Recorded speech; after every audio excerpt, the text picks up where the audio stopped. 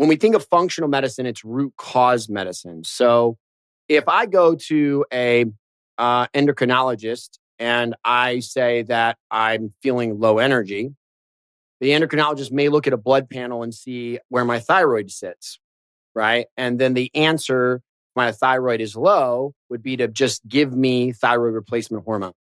Okay? For the rest of your life. Right. But if you were to go to, let's say, a functional endocrinologist, right? Which there's not many of them. Okay. Let's say you go to a functional practitioner at all and they say, you say you're tired. They run your blood work.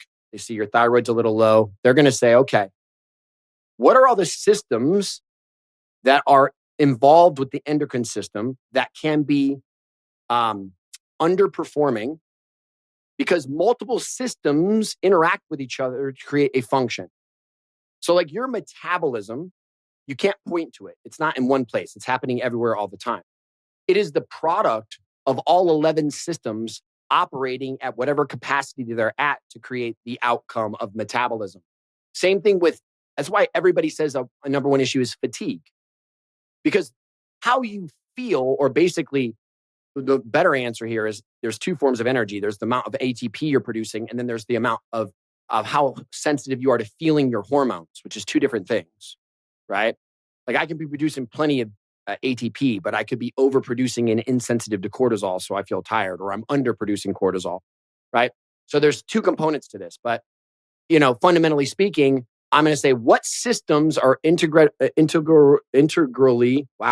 tied to working with the thyroid that could make it lower, and what are other root cause things like diet, lifestyle, stress, other medications. What are all the things that may be involved in why the thyroid's running low? Let's put them in a deductive process. Let's work each one of them working forward to an outcome instead of like Western medicine, which is inductive reasoning, where it's like you find a symptom, you create a theory, you then either prescribe a drug or a treatment, and then you test this theory and work backwards and see if it works. That's inductive reasoning. And then if one doesn't work, then you throw another something at it, and you throw another something at it, and you throw another something at it.